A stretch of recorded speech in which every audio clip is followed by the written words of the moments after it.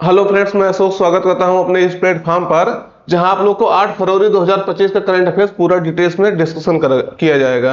हर current affairs आपका static GK के माध्यम से और मैपिंग के माध्यम से जो है डिस्कशन किया जाएगा। तो आप सब देखिएगा, पहला क्वेश्चन कह रहा है सूरज कुंड मेला 2025 का आयोजन किस राज्य में किया जा रहा है। तो आपको बताना है ये सूरज कुंड मेला जो शिल्प मेला है, विश्व का सबसे बड़ा शिल्प मेला है, ये भी आपको ध्यान रखना है। तो ये कहाँ किया जा रहा है, किस राज्य में किया जा रहा है इसका आयोजन। तो विकल्प में है, देखिए, राजस्थान, बिहार, हरियाणा, पंजाब। तो सही उत्तर आपका रहेगा हरियाणा में इसका जो है आयोजन किया जा रहा है। ये आपको ध्यान रखना है क्योंकि विश्व का सबसे बड़ा शिल्प मेला है, इसलिए ये आपका महत्वपूर्ण हो जाएगा। तो देखिएगा, आयोजन इसका फरीदाबाद हरियाणा में जो है 7 से लेकर के 23 फरवरी 2025 तक किया जा रहा है। अभी आज 8 है, कल से इसका शुरुआत हुआ है। तो सूरज कुंड अंतरराष्ट्रीय शिल्प मेला दुनिया का सबसे बड़ा शिल्प मेला है, आपको पता है ना।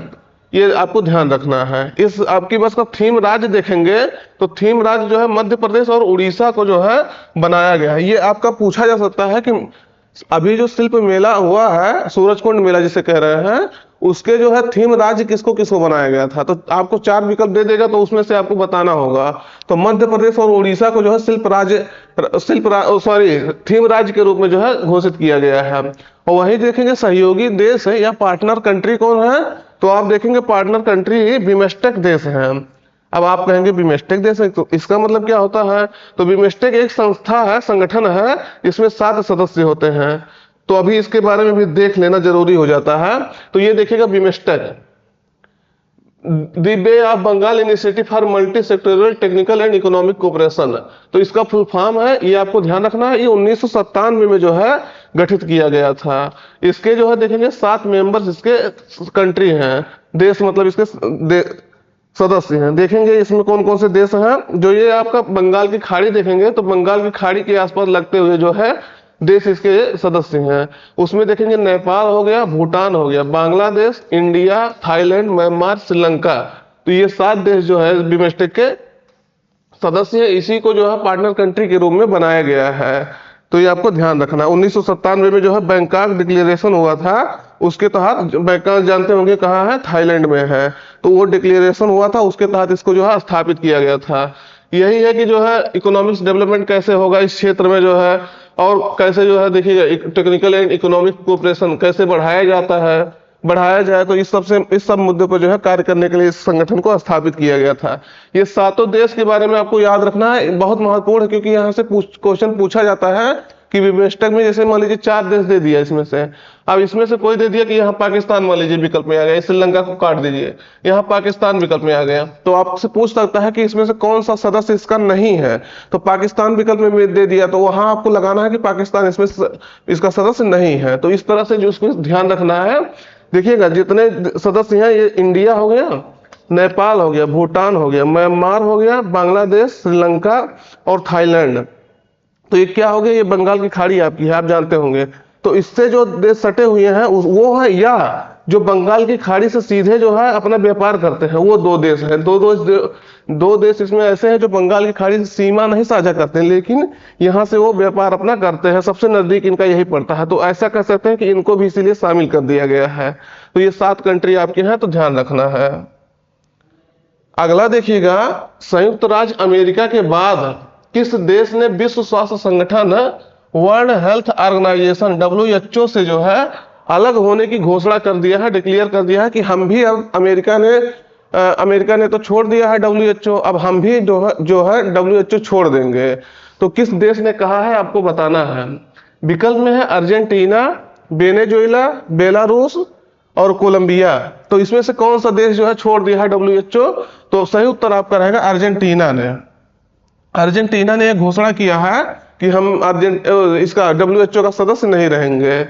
तो देखिएगा WHO में जो है अमेरिका का सबसे बड़ा जो है पार्टिसिपेशन था, ये जो है सबसे ज्यादा पैसा वहां डोनेट करता था, इसीलिए इसको ये निकल गया। अभी जो है WHO की चीफ ने कई बार कई देशों से कहा है, रिक्वेस्ट किया है कि सब देश जो है अमेरिका पे प्रेशर डालिए कि वो जो है WHO के पुनः सदस्यता जो है ग्रहण करे। क्योंकि जो है कई सारे प्रॉब्लम हो जाएगा, क्योंकि कोई अंतर्राष्ट्रीय संगठन है वो देशों के द्वारा डोनेट किए गए पैसे से ही रन करता है, चलता है। अगर अमेरिका जैसा बड़ा देश अगर इससे निकल जाएंगे तो उस संस्था का जो है संस्था आर्थिक रूप से कमजोर हो जाएगी। तो ये अर्जेंटीना भी ये कह दिया है कि हम इसका सदस्य नहीं रहेंगे। तो ध्यान रखना, ये देखिएगा आपका अर्जेंटीना मैप है आपके अर्जेंटीना का, इसको आपको ध्यान रखना है। ब्यूनस आयर्स इसकी राजधानी होती है, ये दक्षिण अमेरिकी देश है अर्जेंटीना। तो ये आपको याद रखना है। देखिएगा लोकेशन इसलिए दिखा देता है क्योंकि इससे आपको लंबे समय तक याद रहेगी। दूसरी नंबर इसकी राजधानी हो गई, इसके लोकेशन हो गया, इसके आसपास कौन से देश है, सीमा किससे साझा करता है, तो ये सब आपसे पूछा जाता है, इसलिए जो है लोकेशन दिखा के बताते हैं। अभी जैसे क्वेश्चन कई बार पूछा गया है, ऐसे पूछ लेते हैं आपसे क्वेश्चन पूछा गया है कि दक्षिण अमेरिका में कौन से 2 देश हैं जो समुद्र से सीमा साझा नहीं करते हैं। तो ये देखिएगा आपका बोलीविया हो गया और पराग्वे। दक्षिण अमेरिका के केवल और केवल 2 देश हैं जो सीमा साझा नहीं करते हैं समुद्र से। तो इसको कैसे याद रखेंगे, ये देखिएगा बीपी ऐसे करके याद रखिए, बोलीविया और पराग्वे। वैसे आप मैप में इसको जाकर के 1-2 बार देखेंगे ना तो ये आपको ऐसे याद हो जाएगा। रखने को कोई ट्रिक ही लगाने का काम नहीं है। तो इस तरह से जो है मैप देख करके पढ़िया करिए, चाहे जिस लेवल का आप तैयारी कर रहे हैं, देखेंगे आपको रटना पड़ेगा ही नहीं, और वो देश याद हो जाएगा, उस देश की जो राजधानी याद हो जाएगी, जो पूछा जाता है हमेशा। इसलिए देखते होंगे हम ज्यादा करके आपको मैप के माध्यम से ही बताते हैं। और WHO के बारे में देखेंगे तो WHO की स्थापना जो है 7 अप्रैल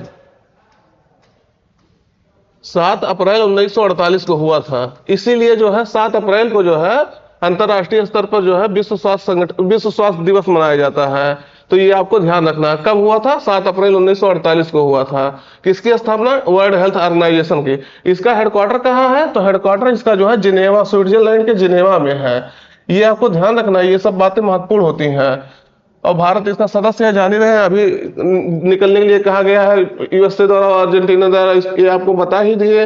तो ये आपको ध्यान रखना है। विश्व लेवल पर स्वास्थ्य से संबंधित जितने मुद्दे होते हैं उसको ये जो है कवर करता है, याद रखना है।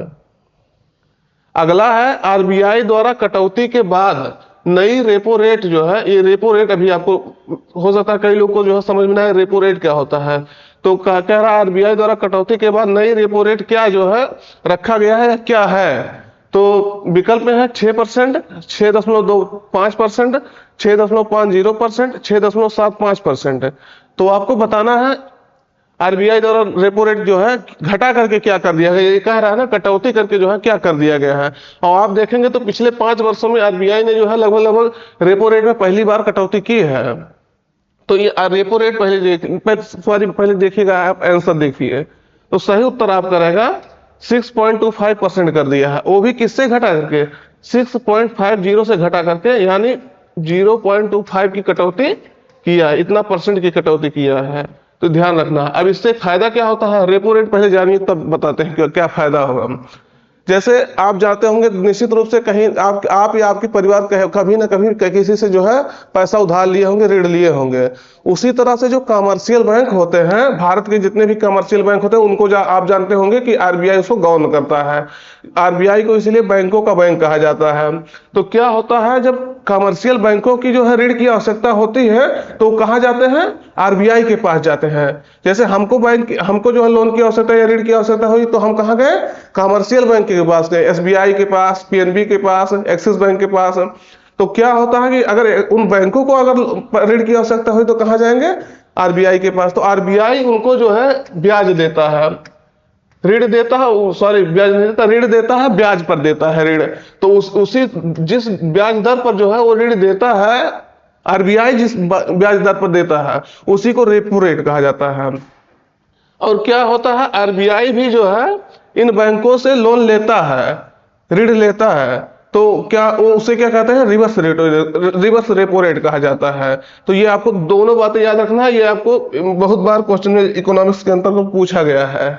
तो ये देखिएगा आरबीआई ने रेपो दर में 25 आधार अंक, या तो 25 आधार अंक का ही 0.25% की कमी करके, कटौती करके इसे 6.25 कर दिया है। इस कटौती से जो है घर हो गया, ऑटो हो गया और व्यक्तिगत ऋण जो है सस्ते हो जाएंगे, जिससे ईएमआई भुगतान में राहत मिलेगी। अगर मुद्रास्फीति नियंत्रण में रहती है तो आगे और कटौती संभव हो सकती है, जिससे उधार लेना और भी जो है सस्ता हो जाएगा। उधार लेना क्यों सस्ता हो जाएगा? निश्चित रूप से जनता को फायदा होगा या बैंकों को जो है फायदा होगा। बैंक अगर फायदे में रहेंगे तो जनता फायदे में रहेगी, क्योंकि जो अगर बैंक अगर आरबीआई से लोन ले रहा है, वो सस्ते में पा रहा है लोन, सस्ते ब्याज दर पर, तो हमको भी सस्ते ब्याज दर पे थोड़ा बहुत तो देगा। तो ऐसे है, जैसे मान लीजिए हम लोन लेना चाहते हैं 1 लाख रुपया की, 1 लाख रुपया का हम बैंक से लोन लेना चाहते हैं, वो हमको मान लीजिए वर्तमान में 10% ब्याज दर पर देता है, तो 1 लाख रुपये 10% लगेगा, लेकिन यही करके 9% पे देने लगा, तो क्या आप बताइए फायदा नहीं हुआ हमारा? मतलब हमारा मतलब आप सबका फायदा हुआ इससे। तो अगर 9% रेट पर जो हम ब्याज ऋण पाए तो निश्चित रूप से हमारा फायदा होगा, तो ध्यान रखना है। ये देखिएगा रेपो रेट, हम एक बार फिर से यहाँ देख लेते हैं, इसको कहते हैं रीपर्चेज एग्रीमेंट। रेपो रेट को ये भी आपको ध्यान रखना है, टर्म जो है इंपॉर्टेंट है। तो रेपो दर वह ब्याज दर होता है जिस पर आरबीआई वाणिज्यिक बैंकों को कमर्शियल बैंकों को जो है ऋण देता है। तो यही आपको ध्यान रखना है, ये टर्म आपको याद रखना है। और यही आपका कहीं रिवर्स रेपो रेट पूछ ले, रिवर्स रेपो रेट, तो इसको क्या कहेंगे? तो जो रेपो दर वह ब्याज दर होता है, यहां कहेंगे रिवर्स रेपो दर वह ब्याज दर होता है जिस पर आरबीआई वाणिज्यिक बैंकों को ऋण देता नहीं, यहां ऋण लेता है, जिस पर जो है वाणिज्यिक बैंकों से ऋण लेता है। ये आपको ध्यान रखना है। रिवर्स मतलब क्या होता है? आरबीआई ले रहा है, और रेपो मतलब क्या हो गया? आरबीआई उनको दे रहा है, कमर्शियल बैंकों को। ये देखिएगा आपके संजय मल्होत्रा जी हैं, जो आरबीआई के गवर्नर है वर्तमान में, और आरबीआई की स्थापना देखेंगे तो आरबीआई एक्ट आया था। आरबीआई एक्ट कब आया था? 1934 में। इसके तहत जो है इसका 1 अप्रैल 1935 को इसकी स्थापना की गई थी। किसके माध्यम से? आरबीआई एक्ट 1934 के माध्यम से। पहले इसका हेडक्वार्टर जो है आपका कहाँ था? कोलकाता में। वर्तमान में कहाँ है? मुंबई में इसका हेडक्वार्टर है। ये आपको ध्यान रखना है। संजय मल्होत्रा जी इसके जो है वर्तमान में अध्यक्ष हैं, ये आपको ध्यान रखना है। और एक यहाँ बात ये है कि इसकी आरबीआई को जो है नेशनलाइज किया गया था कब? 1949 में राष्ट्रीयकरण इसका कर दिया गया था, तो ध्यान रखना है। अगला है देखिएगा, हाल ही में north east investment road show का उद्घाटन किसके द्वारा किया गया है? तो आपको बताना है किसके द्वारा इसका जो है north east investment road show का उद्घाटन किया गया है। विकल्प में है पीयूष गोयल, ये सब मंत्रियों का नाम है या प्रधानमंत्री का नाम है, ज्योतिरादित्य सिंधिया, राजनाथ सिंह, नरेंद्र मोदी। तो किसके द्वारा इसका उद्घाटन किया गया है या इसको लॉन्च किया गया है? तो सही उत्तर आपका रहेगा ज्योतिरादित्य सिंधिया द्वारा इनका उद्घाटन किया गया है। तो देखिएगा केंद्रीय मंत्री ज्योतिरादित्य सिंधिया ने पूर्वोत्तर क्षेत्र विकास मंत्रालय द्वारा आयोजित north east investment road show, investment मतलब जानते होंगे आप लोग, निवेश, रोड शो का उद्घाटन किया है। इसका उद्देश्य यही होगा निवेश आकर्षित करना और पूर्वोत्तर की अप्रयुक्त क्षमता जो है उसको खोलना। इस उद्देश्य से इसको जो है लॉन्च किया गया है। इसे एक उभरती हुई आर्थिक महाशक्ति के रूप में स्थापित किया जा सके, जिसके कारण से जो है यह स्थापित किया जा सकते हो। इस उद्देश्य से इसको जो है लॉन्च किया गया है, याद रखना है। अगला है देखिएगा, भारत के किस राज्य को जो है आधिकारिक रूप से ऑफिशियली जो है नक्सल मुक्त, नक्सल फ्री जो है घोषित किया गया है? तो आप बताना है भारत सरकार ने जो है किस राज्य को जो है आधिकारिक तौर पर ऑफिशियली नक्सल फ्री घोषित कर दिया है? तो विकल्प में है आपके बिहार, कर्नाटक, आंध्र प्रदेश, महाराष्ट्र। सही उत्तर आपका रहेगा कर्नाटक को जो है, किसको? कर्नाटक को। सिद्धारमैया यहाँ के मुख्यमंत्री हैं, आप जानते होंगे। तो यहाँ जो है कर्नाटक को जो है इस समय नक्सल फ्री घोषित कर दिया गया है। तो नक्सल क्या होता है आपको पता होना चाहिए, शायद आपको पता होगा। तो देश के अंदर ही जो है विद्रोह करते हैं, वो भी सामाजिक आर्थिक विकास के लिए, लेकिन उनका जो माध्यम होता है वो गलत होता है। वो जो है हथियार को अपना जो है माध्यम बनाते हैं, वो भी विकास के लिए। तो नक्सलवाद देखेंगे तो जिसे माओवाद भी कहा जाता है। 1967 में पश्चिम बंगाल के नक्सलवाड़ी एक गांव था, वहीं से इसका शुरुआत हुआ था। पॉजिटिव इसका शुरुआत हुआ था, लेकिन ये जो है हथियार को अपना माध्यम बना लिए। इसके लिए जो है ये अब नक्सलवाद जो है खराब हो गया। देखते होंगे कई बार सेना कहीं जा रही है, उनको जो है घात लगा करके मार दिया जाता है नक्सलियों द्वारा। तो कई बार आप सुने होंगे। केंद्र सरकार 2026 तक जो है भारत से नक्सलवाद को खत्म करने के लिए लक्ष्य बनाया है। क्या देखना होगा कि मतलब हर राज्य से जो है नक्सलवाद खत्म हो जाएगा। आप देखते होंगे छत्तीसगढ़ हो गया, महाराष्ट्र हो गया, झारखंड हो गया, ये सब बहुत ज्यादा प्रभावित राज्य है नक्सलवाद से, याद रखना है। तो ये देखिएगा आपका कर्नाटक का मैप है, ये पूरे भारत के मैप में आपको लोकेट कर दिया गया है। अगला है देखिएगा 38वें राष्ट्रीय खेलों में पुरुषों की 50 मीटर राइफल 3 पोजीशन स्पर्धा में स्वर्ण पदक गोल्ड मेडल किसने जीता है या किस खिलाड़ी ने जीता है। विकल्प में है वो भी देखिएगा 38वां गेम, अभी कल हम आपको पूरा इसके बारे में डिटेल्स बताए थे। कहां हो रहा है इस समय, सॉरी कहां हो रहा है, उत्तराखंड में हो रहा है। तो ये कहां 3 पोजीशन स्पर्धा में स्वर्ण पदक कौन जीता है, तो विकल्प में नीरज कुमार, विजय शेखर, सौरभ सिंह, इनमें से कोई नहीं। सही उत्तर आपका रहेगा नीरज कुमार ने ये उपलब्धि हासिल की है। तो देख लीजिएगा थोड़ा सा इसके बारे में। तो सर्विसेज स्पोर्ट्स कंट्रोल बोर्ड का ये प्रतिनिधित्व कर रहे थे। तो भारतीय नौसेना की ओर से नीरज कुमार ने उत्तराखंड में इसका आयोजन हो रहा है, आपसे बताएं राष्ट्रीय खेलों में पुरुषों की 50 मीटर राइफल 3 पोजीशन में जो है इन्होंने गोल्ड मेडल जीता है। गोल्ड मेडल आप याद रखना, गोल्ड मेडल जीते हैं 50 मीटर के स्पर्धा में इन्होंने जीता है। नीरज कुमार नाम है, ये आपको 3-4 क्वेश्चन ध्यान रखना है। अगला है हाल ही में चर्चा में रहा स्ट्राइकर। स्ट्राइकर जो है क्या है, तो ये स्ट्राइकर को बताना है क्या है। विकल्प में है भारतीय नौसेना जहाज है, इंडियन एयरफोर्स का हेलीकॉप्टर है, या पैदल सेना लड़ाकू वाहन है, या जो है आपको बताना लड़ाकू विमान है। तो इसमें से क्या है ये जो है स्ट्राइकर जो अभी न्यूज में रहा है। तो सही उत्तर आपका रहेगा ये पैदल सेना का लड़ाकू विमान है, लड़ाकू वाहन है, जो अभी चर्चा में रहा। वो भी क्यों चर्चा में है, क्योंकि अमेरिका के साथ इसके समझौता हुआ है। तो आगामी जितने भी समझौते होंगे अमेरिका के साथ, भारत अमेरिका का रक्षा सौदे में ये स्ट्राइकर पैदल सेना के लड़ाकू वाहनों को जो है सह उत्पादन शामिल है, उसमें से दोनों मिल करके जो है इसको उत्पादन करेंगे, ये आपको ध्यान रखना है। स्ट्राइकर एक 8 पहिया ड्राइव वाला लड़ाकू वाहन है, अभी हम आपको इमेज से दिखाते हैं, जिसे जनरल डायनामिक्स लैंड सिस्टम द्वारा जो है अमेरिका की सेना के लिए विकसित किया गया है। याद रखना है। यहाँ एक सब महत्वपूर्ण बात ये देखिएगा, इस शहरी युद्ध में जो है गति और लचीलेपन के लिए जाना जाता है। और इसकी रेंज अगर देखेंगे तो लगभग 500 किलोमीटर है, 483 किलोमीटर है, 500 से कहीं कहीं मिलता है इसको। तो इसका रेंज 583 किलोमीटर है, जो अधिकतम जो है गति 100 किलोमीटर प्रति घंटा के स्पीड से जो है ये कर सकता है। इसकी अगर देखेंगे तो स्पीड इसकी याद रखना है। ये देखिएगा आपका जो है 8 पहिया वाला है, 4 इधर 4 इधर पीछे। तो ये ध्यान रखना, ये है आपका स्ट्राइकर। तो भारत के सहयोग से इसको विकसित किया जाएगा। अगला है हाल ही में चर्चा में चैंग E7। देखिए चैंग E7 मिशन जो चांद के दक्षिणी ध्रुव के लिए है, साउथ पोल के लिए है। तो ये किस देश का मिशन है, जो अभी लॉन्च नहीं किया गया, लॉन्च किया जाएगा दक्षिणी ध्रुव पे। वो भी क्यों करने के लिए, जल रिसोर्स जो है वाटर रिसोर्स के उसको जो है खोज करने के लिए।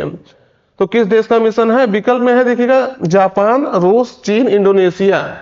सही उत्तर आपका रहेगा चीन का ये मिशन है। तो याद रखना है। अभी हम लोग चंद्रयान 3 के बारे में जो है जानते होंगे थोड़ा बहुत। उद्देश्य क्या है इसका अभी बताते हैं उसके बारे में। चंद्रमा के दक्षिणी ध्रुव पर जो है जल संसाधन वाटर रिसोर्स की खोज करना।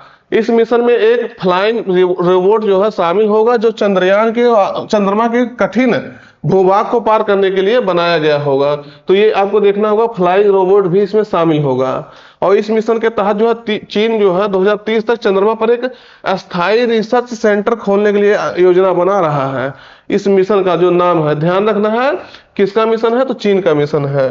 देखिएगा दक्षिणी ध्रुव से संबंधित न्यूज है। तो चंद्रयान 3 के बारे में हम जानते होंगे, जिसका जो है लॉन्च हम कब किए थे, 14 जुलाई 2023 को हम लॉन्च किए थे श्रीहरिकोटा से, आंध्र प्रदेश के श्रीहरिकोटा से। और इसका विक्रम देखिएगा, पहले लॉन्च व्हीकल देखिएगा तो मार्क 3 LBM-3 इस व्हीकल से इसको लॉन्च किया गया था। इसका वजन वगैरह बहुत ज्यादा नहीं देखना है। और ये जो है 23 अगस्त 2023 को जो है कहाँ पहुंचा था, अपने जो है जहां जाना था वहां उसके पहुंच गया था। यानी साउथ पोल पर जो है चंद्रमा के दक्षिणी ध्रुव पर यह सॉफ्ट लैंडिंग करने में सक्षम हो गया था। चंद्रयान 2 जानते होंगे पूर्ण रूप से तो असफल नहीं कहेंगे, वो थोड़ा सा उसमें कमी आ गई थी सॉफ्ट लैंडिंग करने में, तो ये चंद्रयान 3 जो है सॉफ्ट लैंडिंग कर दिया था। तो ऐसा करने वाला भारत चौथा देश बन गया था। तो ये आपको ध्यान रखना। वो भी अगर देखेंगे तो दक्षिणी ध्रुव पर जो है उतरने वाला पहला देश बना था और चांद पर उतरने वाला चौथा देश बना था। तो ये आपको ध्यान रखना है। ये इसके जो है कुछ विक्रम लूनार लैंडर था, प्रज्ञान इसका रोवर था, ये सब आपको देख लेना है, याद रखना है। अगला है देखिएगा, भारत की सबसे बड़ी मेटल 3D प्रिंटिंग मशीन का अनावरण यानी लॉन्च डीआरडीओ ने किस आईआईटी के साथ मिलकर किया है। तो आपको बताना है, हो सकता है यही पूछ ले किसने किया है, किस मतलब आईआईटी का नाम पूछ ले और किसने उसके साथ किस संगठन ने किया है। तो विकल्प में आपके IIT Madras, IIT Hyderabad, IIT Delhi, IIT Mumbai. सही उत्तर आपका रहेगा आईआईटी हैदराबाद ने इसको जो है विकसित किया है। तो किसके सहयोग से? DRDO, defence research development organisation के सहयोग से। ये देखिएगा, डीआरडीओ और आईआईटी हैदराबाद ने भारत की सबसे बड़ी 1 मीटर ऊंची, ये देखिएगा 1 मीटर इसकी जो है लंबा ऊंची है, ये कंपोनेंट का निर्माण 3D प्रिंटिंग मशीन लॉन्च किया है। तो ये आपको ध्यान रखना है। इससे जो है रॉकेट और रक्षा क्षेत्र में बड़े कंपोनेंट्स का निर्माण किया जा सकता है। ये आपको ध्यान रखना, ये कितना है? 1 मीटर ऊंची। और 3D अगर कोई वो बनाया है, कंपोनेंट्स बनाया है, तो निश्चित रूप से ये महत्वपूर्ण होता है। क्या कह रहा है? भारत की सबसे बड़ी है, तो इसलिए इसको ध्यान रखना है। डीआरडीओ के बारे में अगर देखेंगे तो डिफेंस रिसर्च डेवलपमेंट ऑर्गेनाइजेशन, जिसका फुल फॉर्म होता है, 1958 में इसका स्थापना किया गया था। नई दिल्ली में इसके हेडक्वार्टर है। वर्तमान में जो है समीर बी कामत इसके हेड है। तो ये आपको सब थोड़ा सा बेसिक याद रखना है। अगला है देखिएगा, वाटर सेट यात्रा किसके द्वारा लॉन्च की गई है। तो विकल्प में है नरेंद्र मोदी, शिवराज सिंह चौहान, नीति आयोग, CR पाटिल। तो सही उत्तर आपका रहेगा कृषि मंत्री शिवराज सिंह चौहान ने इसको लॉन्च किया है, वाटर सेट यात्रा को। नाम से तो आपको पता चल रहा होगा क्या क्या काम है इसका। तो शिवराज सिंह चौहान ने जो है, जो वर्तमान में जो है कृषि मंत्री है, इसके पूर्व जो है कहाँ के? MP के, मध्य प्रदेश के CM रह चुके हैं। तो वाटर सेट यात्रा प्रधानमंत्री कृषि सिंचाई योजना के तहत जो है वो जो 2.0 है, वाटर सेट विकास को बढ़ावा देने के लिए शुरू किया है। तो ये आपको नाम से पता चला, जल संसाधन को जो है कैसे रिजर्व किया जाए, जल संसाधन को कैसे बढ़ाया जाए। और इस अभियान के तहत जो है 805 प्रोजेक्ट में लगभग 60 से 90 दिनों तक वैन चलेगी। मतलब यहाँ जगह जगह इसको जाया जाएगा। लगभग 26 राज्यों और 2 केंद्र शासित प्रदेशों से होकर यह यात्रा जाएगी। तो ध्यान रखना है, जल संरक्षण के लिए ये योजना है। तो दोस्तों, आज की जानकारी यहीं पर समाप्त करते हैं। अगर अभी तक चैनल सब्सक्राइब नहीं किया तो सब्सक्राइब करिएगा और अपने मित्रों तक एक बार जरूर शेयर करिएगा। धन्यवाद।